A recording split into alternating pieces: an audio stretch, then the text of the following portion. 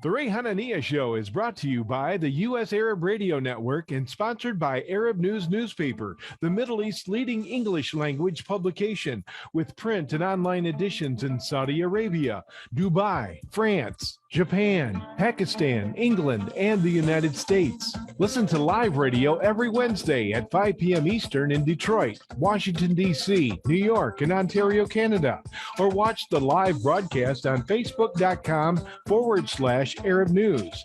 The Ray Hanania Show is rebroadcast in Chicago at 12 noon on Thursday.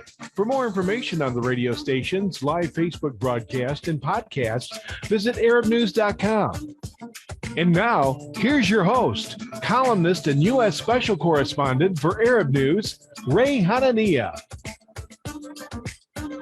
And good afternoon, everybody, and good morning if you're in the Middle East, probably the middle of the night over there. It's Wednesday, May 18th, at least in Chicago and in Washington, D.C., where we're broadcasting live, and in Detroit on WNZK AM 690, WDMV AM 700 in D.C. And again, tomorrow, we're going to be broadcasting on WNZK AM 690 at 7 a.m. on Thursday. And in Chicago, 12 noon on WNWI AM 1080 radio. We're adding more stations as we grow. And I appreciate the support from the U.S. Arab Radio Network, which is our host and our sponsor, Arab News Newspaper at arabnews.com. We're broadcasting live also at facebook.com/Arab News. And you can listen online at arabradio.us. I prefer the radio still. Sitting in the car, but that's the only time I listen. We're also going to maybe take some questions later on at 248-557-3300 if you want to call in. But today we got a really important story. We're going to be talking and looking at the recent elections in Lebanon, May 15th. It's been a tumultuous 2 years for Lebanon. The explosion of August 4th, 2020 took the lives of 218 people, injured 7,000, and left 300,000 homeless.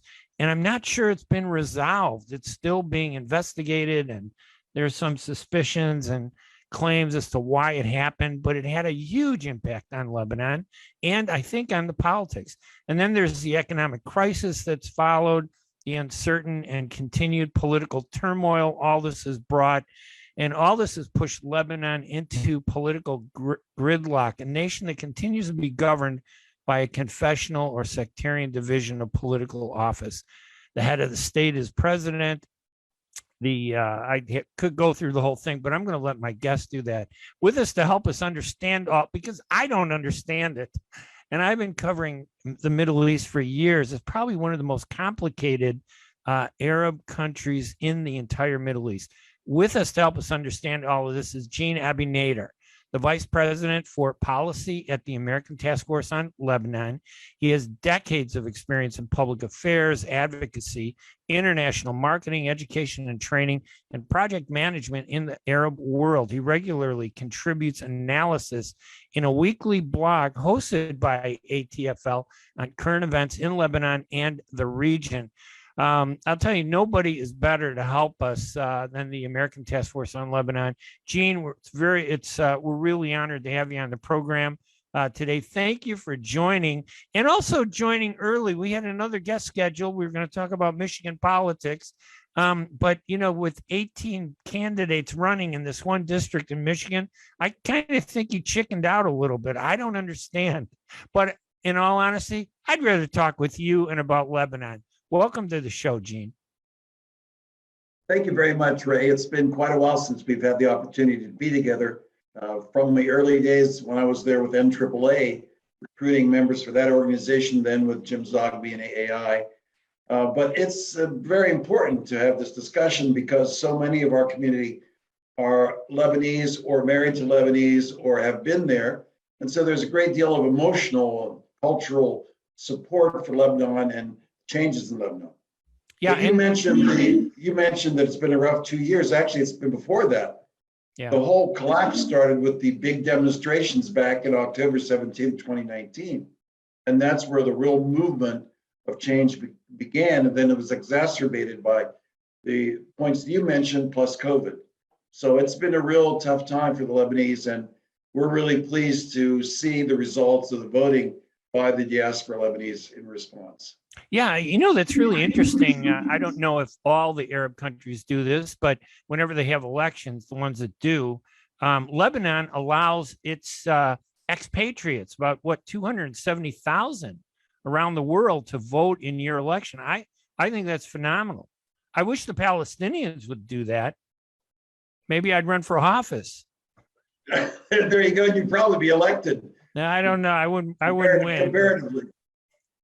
Well, yeah, I think the interesting thing is, as you mentioned in your earlier remarks, one of the reasons why Lebanon is able to have these elections, even though the political parties that represent different sects, is because it's not an authoritarian regime. You have the strong presence of Hezbollah, of course, but unlike other places, Syria to the east, Egypt to the west, there's a lot more freedom for new entrants in the political system, for people to express their opinions. And that's one of the reasons why Lebanon's been a place that's so important to the Arab world, is because it's always been a center for discussion, intellectual growing, and for the last 20 years, film industry. So it's been quite a challenge for the diaspora, many of whom themselves have become refugees since all of this started, to respond in a positive way by getting involved in the election. Let's do this just to introduce and make sure the people listening know who the American Task Force on Lebanon is. You and I have known each other for years with the AAI, the Arab American Institute. I just saw, actually, Jim Zogby was in Chicago a couple of days ago for our Arab American Democratic Club. He was one of our keynote speakers. And I think we were at dinner. He mentioned you and a bunch of other people, and just brought back memories, because the activism, I think, back in the 70s and 80s and early 90s, I felt was much more cohesive and effective. And I think maybe the more we have, the more diverse our voices become. But tell us a little bit about the American Task Force on Lebanon, so people know what it does and why it's so influential. It's in its 33rd year of existence now. And it started during the Lebanon Civil War. And the reason being that there were so many voices speaking on behalf of Lebanon, representing the different political factions, that it was felt that Lebanese unity needed a united vote among the American diaspora. And so it was started, but it wasn't started as a membership organization as much as a group of professional Lebanese Americans. And this goes back 3 and 4 generations, who felt that they needed to talk to the US government, members of Congress, policymaking community on behalf of Lebanon. And that's where it started. And since then, Peter Tanis was the chairman of the original organization. Tom Nassif was the president. Tanya Rayal was the executive director. It then moved to George Cody and Deep Kimi as the administrative staff. And now Edward Gabriel, former US ambassador to Morocco, also actively involved in the Democratic Club, is the president. And he has been for the last 5 years, because of his insights as a diplomat, having been an ambassador, and because of his close ties to the Biden administration. He has been able to move the needle in terms of US-Lebanon relationships. I'm talking in terms of economic assistance, in terms of assistance to the LAF, in terms of actually getting time for Lebanon in this world right now that is full of tension, full of obstruction, and full of declining liberality in terms of how governments are governed, how people are governed. And so it's been important for ATFL to stand for a united Lebanon, a sovereign Lebanon, an independent Lebanon, a Lebanon that rises above its confessional distinctions and really try to unify and act in the interests of Lebanon, not particular sects. And while we're at it, Ray, you can call me Jean, because that's really how my name is pronounced, this French Lebanese. And I'm sorry, but you know what? I'm raised American, so my English is completely distorted. Okay, we've lost everything my whole life, I've been called Gene because that's the way it's spelled. Right. But as I say to people, yeah, they make that mistake once, because then I go, oh. John Ebenader, Vice President of the American Task Force on Lebanon.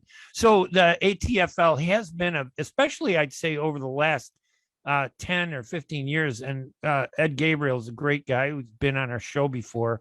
I love talking with him and members of the ATFL. You've been a strong voice, I know, to educate and inform members of Congress, the White House, the State Department. How are things? I'm curious as to how things are today under Biden in comparison to how things were in terms of advocating for Lebanon, and not so much the politics, but is it easier under Biden than it was under Trump? Was it easier before that, under Obama, the Clintons, George H.W. Bush? When was really the Lebanese voice? When did it really have influence, or is that just right now? No, I think it started under Bush 41, then Bush 43, as we refer to them here. They were willing to listen to Lebanon because they needed to have an anchor in the Middle East. And Jordan was there, Lebanon was the other one. And Syria, the conflicts in Syria became a real obstacle to good U.S. relations in the region.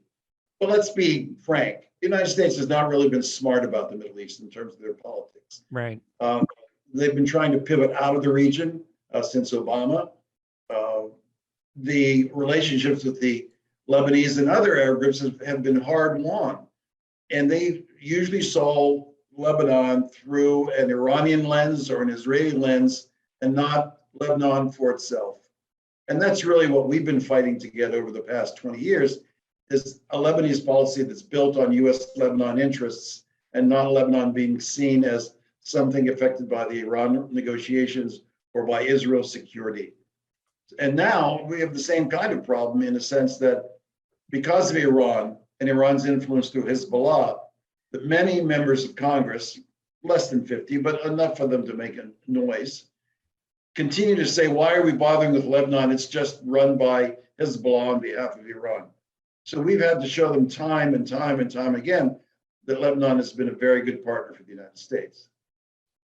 And I know that dynamic existence with Syria, the influence that Syria had on Lebanon for so many years, that suddenly broke and kind of gave Lebanon the opportunity just to stand by itself. But it was such a brutal break.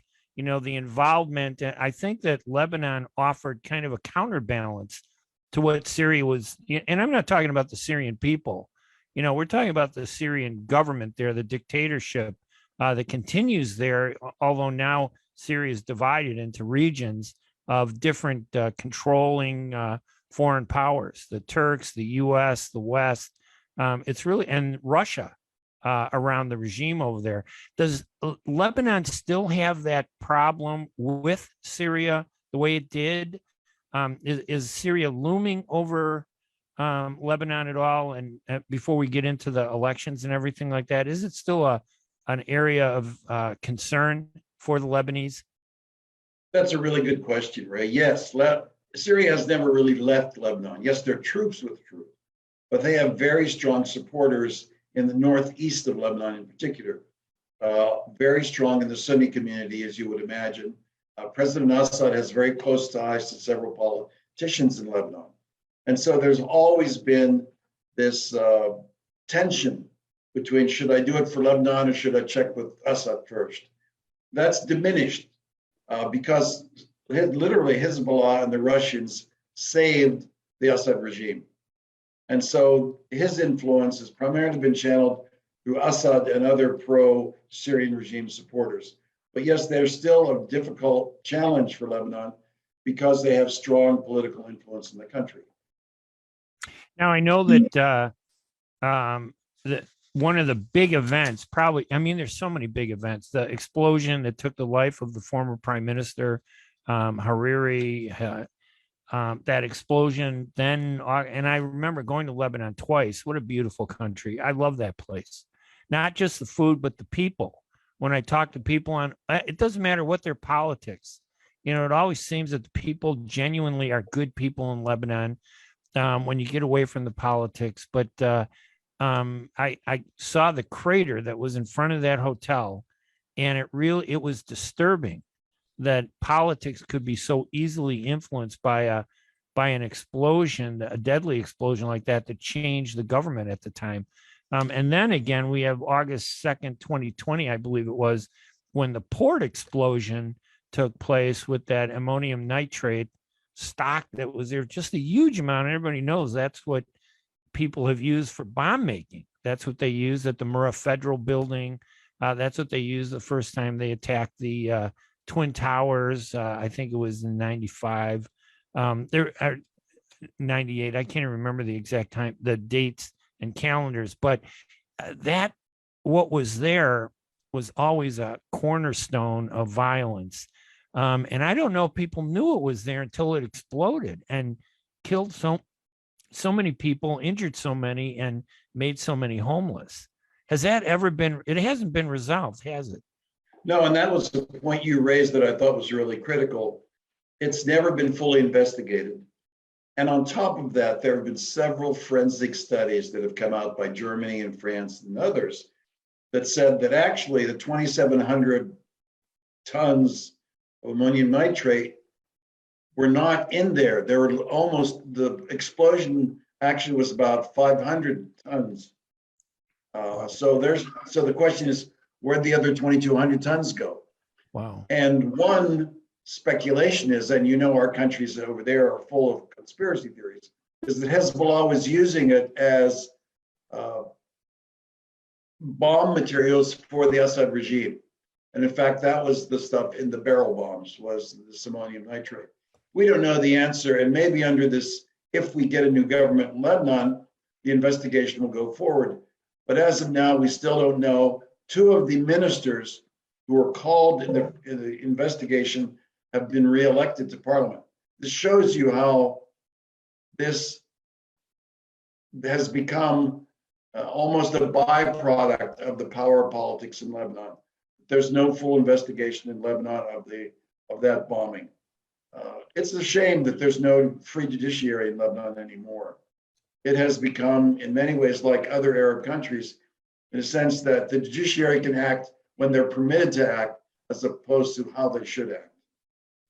Yeah, and I know that it seemed like they were getting close. It seemed like the judiciary was going to be very independent. There was some hope that investigation would go through, but Hezbollah, and not Hezbollah alone, Hezbollah with partners controlled the government. I think they had just enough seats over the 64, half of the 128 seats in parliament to pick the leaders, to control policy, to influence things.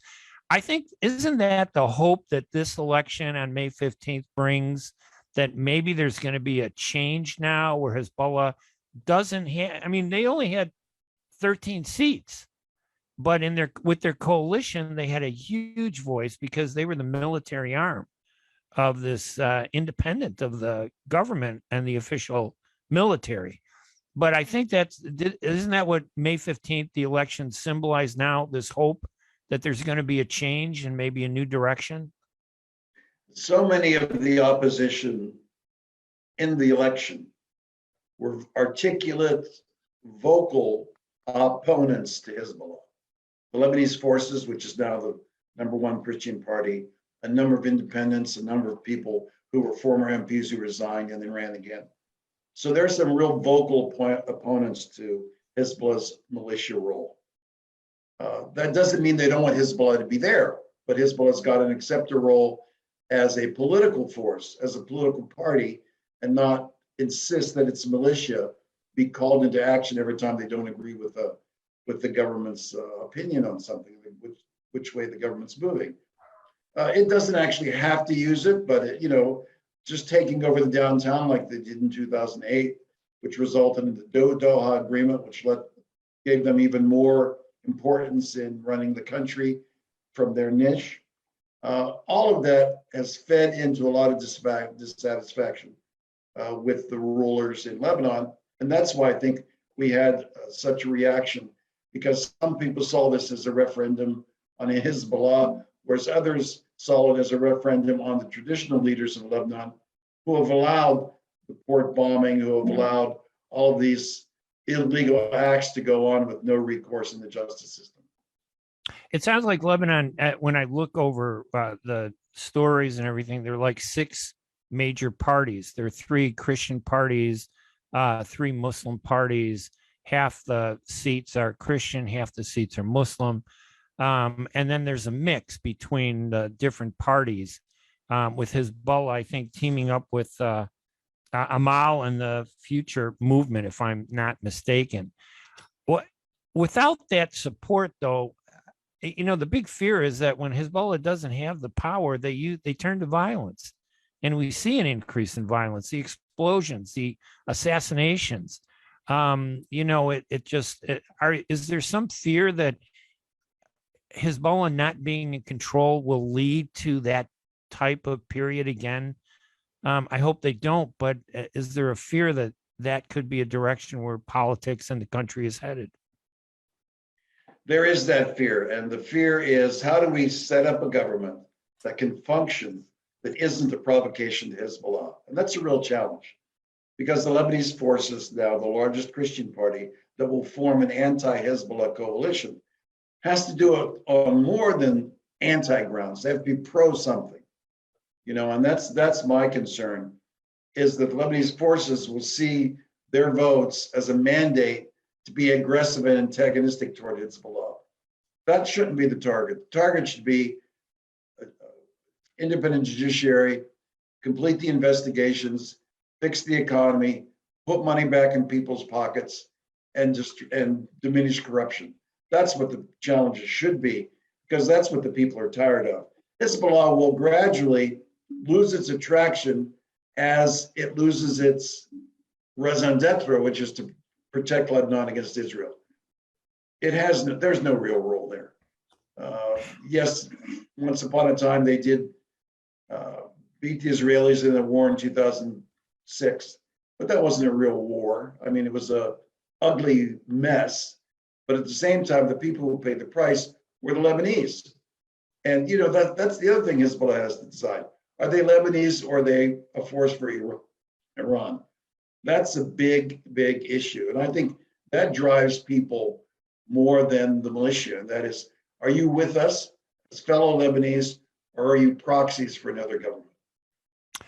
Just to remind our listeners out there, we are talking with Jean Abinader, the Vice President for Policy at the American Task Force on Lebanon. And the ATFL is probably the voice in the United States when you want to know what's happening in Lebanon. That members of Congress, I've talked to several this past week, they all point to your organization. If you want to understand the election, you guys are the source here in the U.S. to understand it. And Jean is helping us look back on some of the basics of Lebanon, what's happened over the past decade, and this election that just took place May 15th. Tell us, can you give us a breakdown on what exactly happened? Who was it that lost on the Hezbollah coalition side that now, because the news headlines are saying Hezbollah lost. Hezbollah had the same number of seats. Hezbollah did lose, their coalition lost. But explain that to us, because that's really critical. That's really critical, Ray, for people to understand, is that Hezbollah hasn't lost. Its coalition lost. And who lost? Excellent question that you asked. One is Free Patriotic Movement, which is the President Michel Aoun's party, now run by Gibran Bassil. They lost seats. And the biggest losers, of course, were the Sunnis, because they didn't contest the election. A number of Sunni candidates won, which was great. Some pro-Syrian candidates lost. Some outliers who aren't members of any coalition also lost. So what you have is Amal, Hezbollah, the kernel of their 27 seats is intact. So they will look to Murada, they will look to other organizations to join with them in a coalition.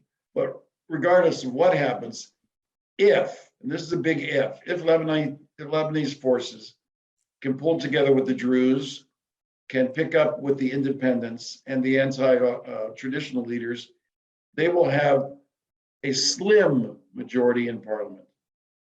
And it's not adequate to say that there is a coalition, because there isn't. It's going to be shifting all the time. We have to remember that Lebanese forces, was part of the traditional power broker in Lebanon. They had a seat at the table. They were getting jobs. They were getting money from the government for projects. They were getting all the kickbacks that they could from their actions in government. But they worked hard to maintain their core. And so they are definitely a force. But as traditional politicians, like the Druze are who were elected, and some of the Sunni figures, they're still going to be looking for, what do I get out of it? What is it that my being in parliament will give to me so that I can keep my constituency in check by still doling out jobs and opportunities they might not otherwise have. So it's going to be a real fracas to see what kinds of coalitions emerge. I think now coalitions will be more issue-based than they were in the past. Before there was Hezbollah, Amal, and others as the paramount coalition of the March 8th. Now we're going to see what pieces will aggregate around the Lebanese forces and the opposition figures to create new coalitions. But I think they'll change issue to issue. Well, we're going to take a break in a minute, but I want to ask you, and I know we always say we're optimistic, but are you really optimistic moving forward, or is it still a time of uncertainty to see what happens? The latter. It's definitely a time of uncertainty. And we work with really good people. That's one of the reasons why we're getting much better at what we do. We work with the Middle East Institute. We work with other organizations who are really good at the grassroots of what's going on in Lebanon. They help enrich us and give us more and more information so that we can make good recommendations to the U.S. policymakers. And so we think that we're getting a handle on it. But in the next week or two, a number of people will be going to Lebanon to find out firsthand what has changed and what we can look forward to in terms of the days ahead. All right, on with me on the radio, and he's been very gracious. He was going to do the segment 2, but when I lost my guest, he was kind enough to come on early and help us. And honestly, 1 hour is still not enough, John, to understand a complex topic like Lebanon and what's happening. But I think it's going to help us go a long way to give people the basics on some of the issues that we're facing. Our guest is Jean Abi-Nader, the Vice President for Policy at the American Task Force on Lebanon. We're going to take a break in a minute. When we come back, we're going to talk some more about the May 15th elections in Lebanon. I also want to give a plug for our show next week. We're going to look at the USS Liberty, which on June 8th, 1967, was off the coast of Egypt near Israel during the Six-Day War, been raging on for 3 days, when the Israeli military attacked the ship for 90 minutes, killing 34 American soldiers, wounding, I think it was 121. I don't have the numbers in front of me, and disabling the ship, not destroying it, but disabling it. And I'll have 4 of the survivors of that ship who were there when it was attacked, sharing their memories on the 55th anniversary of that attack, which they believe has never been fully investigated. It should be an interesting show next week, so I hope you'll join me. Right now, we're going to take a quick break here at the Ray Hanania Show, and when we come back, we'll continue our discussion on the future of Lebanon, the elections in Lebanon, May 15th, what they mean, what they could mean. We'll also talk about what should the U.S. administration do, what should President Biden do, and the impact that Hezbollah, Iran, and Syria still have on that beautiful country that I hope one day returns to the beauty that it was so many years ago, and reasserts itself in a very positive way. I'm Ray Hanania. We're going to take a quick break. We will be right back right after these messages. ArabNews.com, bringing you breaking news from across the Middle East and the latest on Arabs in America. Get inside the latest headlines with expert analysis and insights at ArabNews.com. Join over 5 million Facebook fans and over 10 million monthly readers. ArabNews.com, news that matters to you. Imagine you're on a train track, somewhere miles away. A train is headed your way. You can't see it yet, but it's coming, slowly but surely. If you have prediabetes or you're at risk for type 2 diabetes, you may be on the wrong track, and diabetes could be heading your way. Bit by bit, the danger is getting closer and closer. So should you stay on the track you're on now or move to make a change and reduce your risk? If you have prediabetes or you're at risk for type 2 diabetes, you may qualify for the National Diabetes Prevention Program in your local community. This one-year program could be the ongoing support you need to put you on the right track. Not only did participants lose weight, they cut their risk of type 2 diabetes in half. Ready to get on board for a healthier future? Learn more about the National Diabetes Prevention Program and what else you can do to manage and prevent diabetes at michigan.gov/diabetes. A message from the Michigan Department of Health and Human Services. بعد تطعيم أكثر من 3 بلايين شخص حول العالم بشكل كامل بلقاح كوفيد-19 تمت الآن الموافقة على تلقيح الأطفال من عمر 5 إلى 11 سنة. فقد أثبتت الدراسات بعد تجارب سريرية مع أطفال حول العالم أن جرعتي اللقاح المخصصة لهم آمنة وفعالة. يوصي الأطباء بتلقيح الأطفال من سن 5 فما فوق من أجل حماية الأصحاء منهم أو ذوي الظروف الصحية الصعبة. الطفل جزء من المجتمع وهو معرض لأن يصاب بالفيروس ويمكن أن يحمله لعائلته ولمن حوله. احمي طفلك وعائلتك ومجتمعك. لقح طفلك ليكون بأمان في المدرسة أو مع العائلة والأصدقاء وأثناء ممارسة الرياضة.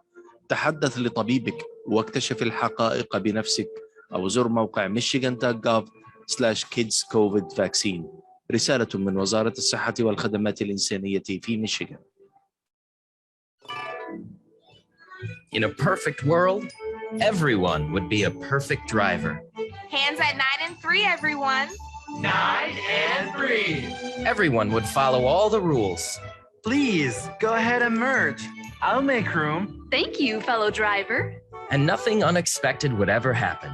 Even the squirrels would know the right time to safely cross the road.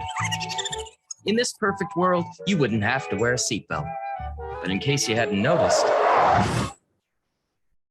we don't live in a perfect world.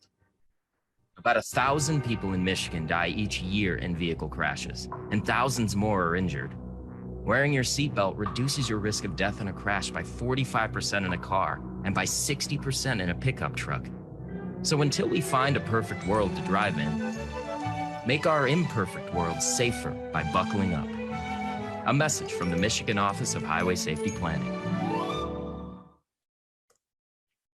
Are your hands feeling numb? Do you feel pain opening up a jar, turning a key? Are you noticing that your elbow and your shoulder are becoming stiff? Or were you recently injured in your arm? Hello, I'm Dr. Katranji, and at the Katranji Hand Center, which just recently opened down the street from the Somerset Mall, we can provide you with the latest in hand, wrist, elbow, and shoulder care. Visit us at www.katranjihandcenter.com to learn the latest techniques that we have to offer you, and I look forward to taking care of you. Visit us in Troy at 1565 West Big Beaver Road, Building F, or call Katranji Hand Center for an appointment at 248-869-4263. That's 248-869-4263.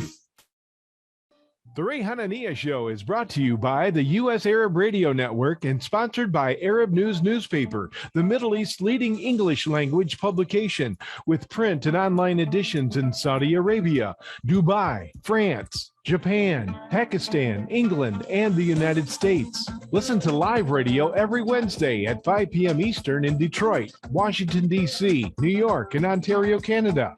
Or watch the live broadcast on Facebook.com/Arab News. The Ray Hanania Show is rebroadcast in Chicago at 12 noon on Thursday. For more information on the radio stations, live Facebook broadcast, and podcasts, visit ArabNews.com.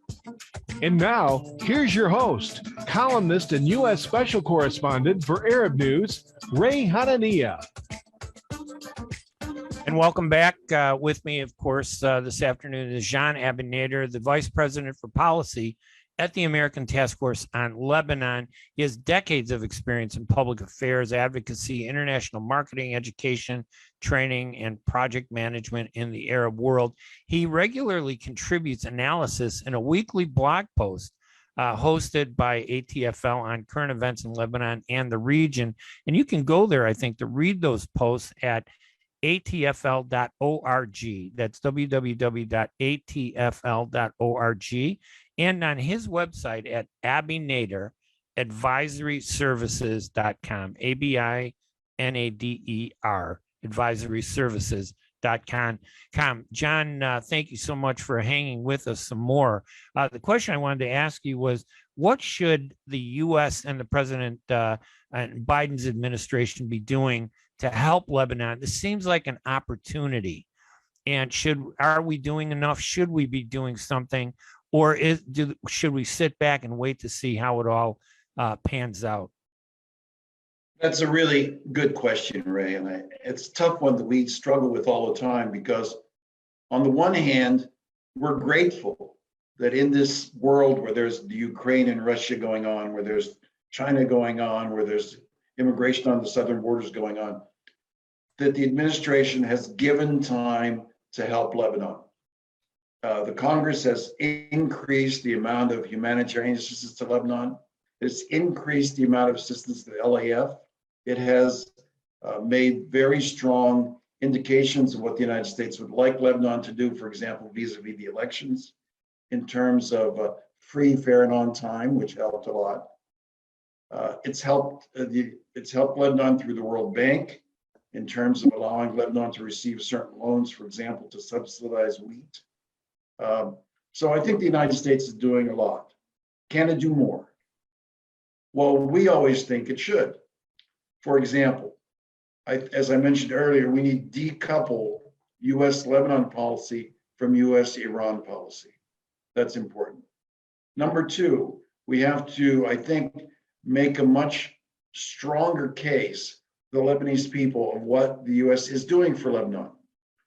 Under the Trump administration, the whole notion of soft diplomacy was gutted, in a sense that a lot of people don't even know what the United States does for their countries in terms of food aid or in terms of medical assistance. Or, for example, in Lebanon, we support the American University of Beirut. We support Lebanese American University. We support other schools throughout the country. We support population growth and health in terms of small business development. There's a lot the United States does that the Lebanese don't know about, because the United States is so poor at selling its programs. But you raise another question, Ray, which I'm struggling with. In the United States, by the time the elections are over, because of our exit polling, we have so much data that we can slice and dice about the election. This is not available in Lebanon. In fact, the numbers have gone down. In 2008, there's about 49% participation. And this year, in 2022, we had 41% participation. But we don't know who they are. We don't know the demographics of the voters. Are they young? Are they old? Are they middle-aged? Are they employed? Are they unemployed? What does the diaspora voting look like? Are they people who have left in the last 5 years, the last 2 years, who have been in the country for a couple of generations? So without that information, our ability as the United States, or Lebanon's ability to reach out to its people who care about the country, people who voted for the country, even if they're in Australia or Abu Dhabi or in New Zealand, there has to be a better understanding of who wants Lebanon to succeed, because those people have shown by voting that they're activists, they're advocates, that they want the relationship to be better. And I have to tell you, it's because of people like you and people in the Detroit area who have worked with the Arab American Democratic Organization. It's really important that the Biden administration hear from our community, and I don't just mean Lebanese Americans, I mean the Arab Americans, that they hear that we are active, that we vote for candidates, that we work on candidates' behalf, that we want a Congress that is responsive to the issues that we have in the Middle East. And I think that's where the work that you and others are doing is so important, because it reminds people that because we're Arab Americans or Lebanese Americans or Palestinian Americans, doesn't mean we don't have a sense of commitment to our heritage, to our legacy. I mean, I'm only second generation. My parents came from Lebanon, but I try to go back every year to see my family, which is quite a few of them are still there. And they enrich my appreciation of the country, not just the cultural side. I mean, I can make kibbeh and fataya and all that stuff myself, but they really enriched me from the, here I am in the village. This is where my father's house was. This is where my mother grew up. This is what your cousins are doing. This is the problems we're having with drawing money from the bank to pay the tuition. We need to have those kinds of connections. And those connections will really help us in our messages to the administration and our messages to the Congress. But we can't ignore the fact that as overseas Lebanese or overseas Palestinians, we have a role to play. It may be a small role, just signing a petition or doing memorial service, for example, over this past week. There's so much we can do to keep people understanding how, even though we're Americans and really committed to this country, we're committed to this country because we know what can happen if we don't keep our eye on the ball, if we don't keep our country focused on democracy, on individual rights, on human rights. And that's really important, and that's key. And so we were hoping that the diaspora turnout, which was over 60% in some places, would really encourage the people in Lebanon to come out in bigger numbers. But we don't know. They say the numbers are down at 41%. Well, how much is that in raw numbers versus 49%? Well, how much is that in raw numbers? Because 41% of 500,000 is higher than 49% of 250,000. But we don't know that yet. I'm not sure we'll ever find that out. But that's really important to get to the demographics. Is that because they don't collect the data, during the voting the way they do here in the U.S.? Have that voting. It's a very sophisticated process. I think here in the U.S., is it not as detailed when they have the elections in Lebanon? If the Ministry of Interior wanted to, and I don't know if they will or won't, I can't make that determination. They have the data. In other words, when people register and show their identity card, their gender, the place they're coming from, and their age is all there. For example, in Lebanon, one of the obstacles to voting, Ray, I don't know if you knew this, but you have to go to your ancestral village to vote. In other words, if I'm living in Beirut and they say, oh no, you have to go to X to vote because it's where your parents are from. My response is, well, it did work very well for Jesus. I'd expect to work for the rest of us, And that's what people don't understand, is there are built-in obstacles to liberalizing the voting to enable more and more people to vote. And those limitations to voting have to be overcome in the next parliament. All right, we can take a few. I'm sorry, go ahead. No, I was just going to say one thing. Go ahead. What is the agenda for the new parliament going to be? Remember, I mentioned about these shifting coalitions. They've got to get an IMF reform package really quickly to get it back on its feet financially. So the question is, what's the coalition around banking reform? What's the coalition on a reform of the electricity sector? What's the coalition around fighting corruption or judicial reform? That's really what's going to be the test of whether or not this new parliament has any teeth or it's going to be dysfunctional. How long do you think before we'll actually see something along those lines on those topics, those coalition issues? Now they've got to elect a Speaker of the House. They've got to have a Council of Ministers. They got to have a new Prime Minister, and they have to have a new President. All of that should, in theory, happen between now and the end of October.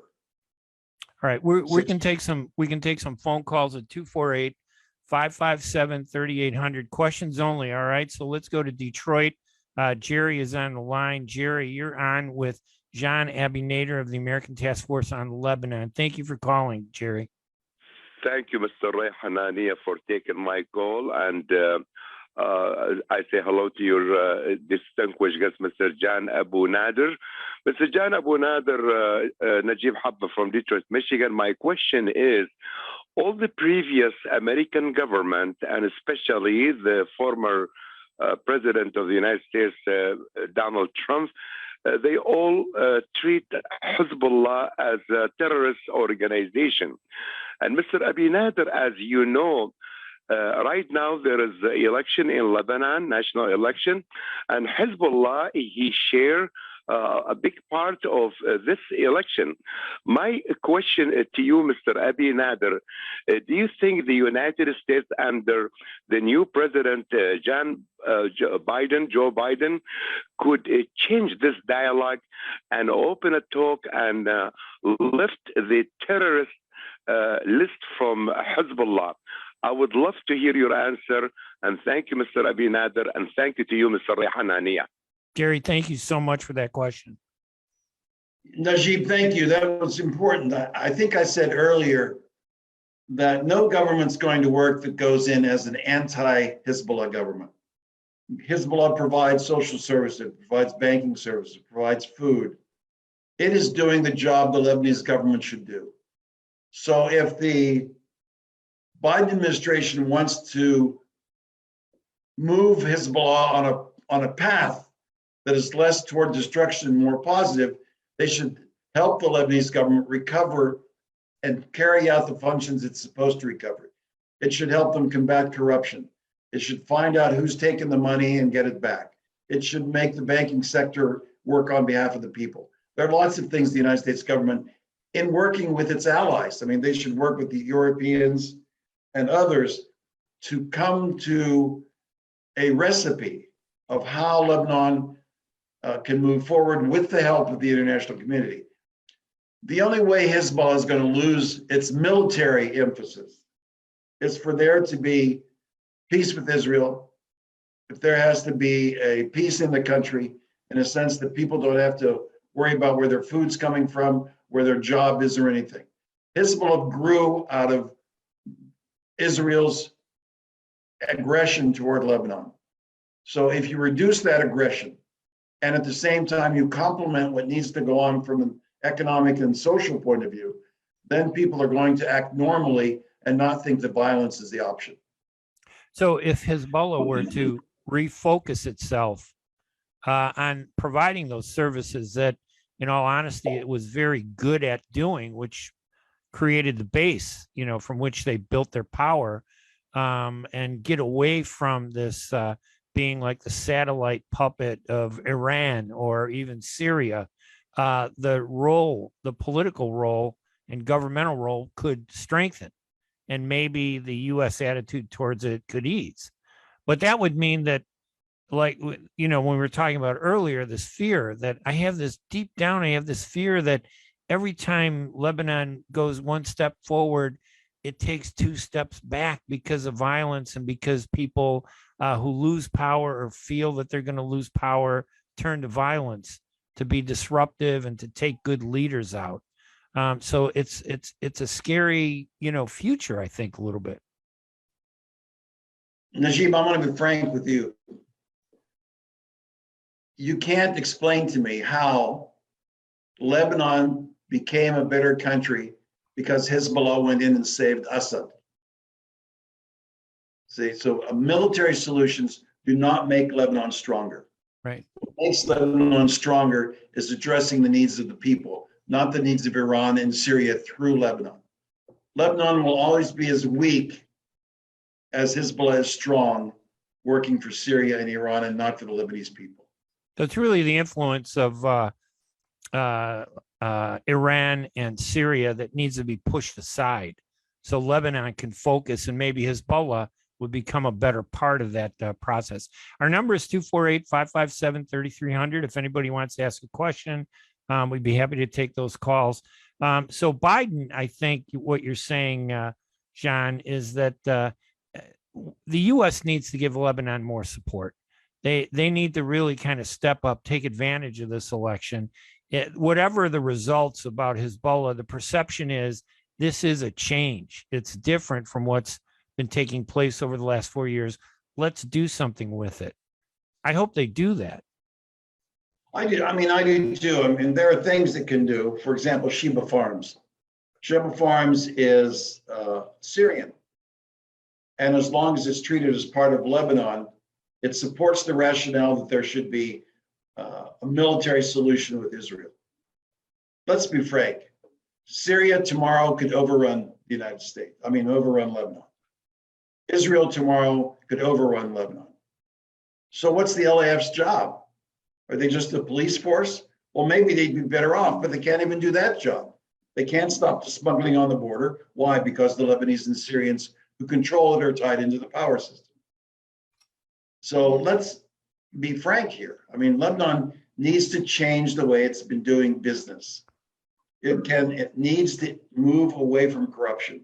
It needs to move away from provocative actions, whether it's toward anyone in the region.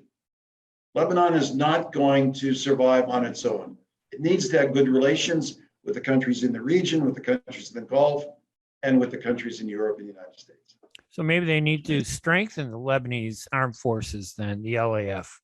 They need to be given more. I mean, and again, maybe I'm wrong, but a lot of people don't look at the LAF as the main military force of Lebanon. They always talk about Hezbollah because of the regional influence they have. But isn't that part of the problem, that the LAF doesn't have that support and perception that it should have? It should have that perception because it has been very effective in terms of counterterrorism. It has been effective in terms of closing down smuggling when it's allowed to. You know, we spend generations here in the United States trying to inculcate in the LAF leadership respect for civilian government control. Civilians give directions to the military. It's the way it is here in our country. Well, what happens when the civilians give the military poor directions or no directions? See, then that's the burden the LAF has. They don't need more weapons. They're not going to engage in a war. They're a defensive force against the counter-terrorists primarily, to counter terrorism.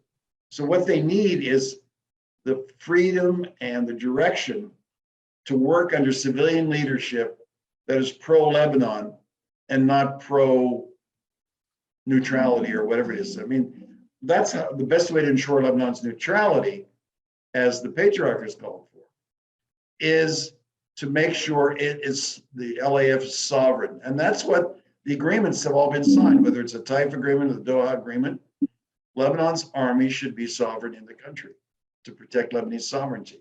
And so how do you do that? Well, you reduce the provocations to other organizations so they reduce their militaristic forces. I mean, we do not want the Lebanese forces, for example, now they're the primary Christian party, to turn back into a militia, which is what they came from. And the only way to do that is to have an effective government. And that's what I'm concerned about, is there's so many things that have to be done in the next 6 months that they'll make it almost impossible for there to have real stability and security in the country. So we should kind of get a sense maybe in the next 6 months whether this movement is going to be positive or whether we're going to be just seeing Lebanon take steps backwards. So we had the election May 15th for the parliament.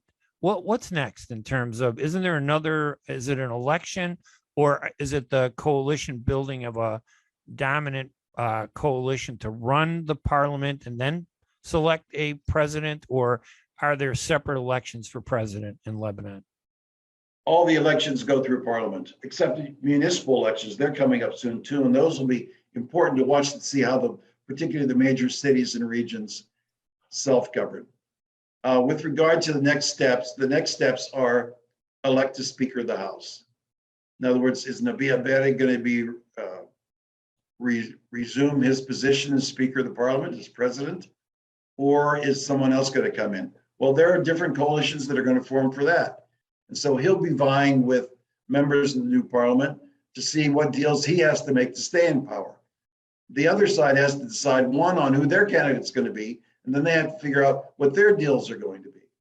And so there's a real issue there on just coming to Speaker of the Parliament. Once you do that, you can do the Council of Ministers and the Prime Minister, and then you do the President. So those are the four major pieces that have to be put into place, all of which will take different sets of coalitions in the Parliament. We're going to be looking.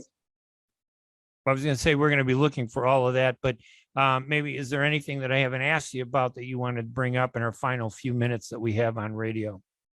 Well, the most important thing, I think, whether it's people in Detroit or Los Angeles or Houston or anywhere else, we have to keep providing our counterparts in Lebanon with hope. We have to not let them feel that they're adrift. And I don't care which political faction you're from. What I want is for the Lebanese to feel at home in their own country. The fact that so many people have had to leave because of economic conditions, the fact that intimidation continued throughout the election, the fact that people are not sure about whether or not they want to stay in Lebanon once they finish their school, if they can even get through their school. That is, should break our hearts. What we really should focus on is how to bring hope back to the country. What do we need to do as individuals, as members of our community, and as citizens to influence U.S. policy toward Lebanon? And the sooner we have a U.S.-Lebanon policy that is free as much as it can be from U.S.-Iran policy or U.S.-Israel policy, then the better we'll be. For example, the oil and gas deals that have been worked on, they're still being held up. The United States is being technocratic about it and bureaucratic about dotting the I's and crossing the T's. And the Lebanon is way behind other countries in the Eastern Mediterranean with regard to gas exploration and gas exploitation. And as long as that happens, the Lebanon can't even take the right steps. The U.S. has to step up and help them, because the Lebanon has a way to go, but it needs technical support, it needs political support. The United States will do this and their allies. And I keep talking about the United States, but I really mean the international countries who support Lebanon. They're essential to Lebanon's success, and they're willing to help Lebanon. And so we need to continue to focus Lebanon's issues within the U.S. Congress and the policymaking community, so that this interest that we've shown for the last 6 months in the run-up to the election doesn't dissipate. That we're able to continue to help Lebanon through the food crises, through the stability issues, through the brain drain that's going on, so that the country can come back to a normal path of countries and feel that it's part of the world of nations and not an outlier. All right. Our guest, John Abbey Nader, the Vice President for Policy at the American Task Force on Lebanon. The website for the American Task Force on Lebanon is atfl.org. John writes a blog there where you can get more information about these and other topics that are important to Lebanon at that website at atfl.org, or at his website at abbeynaderadvisoryservices.com. John, thank you so much for joining us and helping us provide. Really, I'm actually glad we actually had an hour to discuss Lebanon, because 30 minutes would have just been, I would have been rushing through everything. And I really thought we did a good job of exploring everything. Thank you so much for joining us. And I want to Ray. you're welcome. And I want to thank everybody for listening. Again, this will be rebroadcast in Detroit tomorrow morning at 7 a.m. and again in Chicago tomorrow at 12 noon on 1080 a.m. I want to thank everybody for listening. Remember, next week we'll be looking at the 55th anniversary of the USS Liberty, the Israeli attack on the USS Liberty, with 4 American military veteran survivors who survived that attack. They're going to share their stories with us. And the following week, we'll have a very important Lebanese American, Tony Breidinger, who is a NASCAR racer and the Daytona 500. She's going to join us, along with Sean Casten, the congressman from Illinois, the week after that on June 1st. John, thank you. Thank you, everybody, for joining us. We'll talk to everybody next week. Have a great week, everybody. Bye-bye.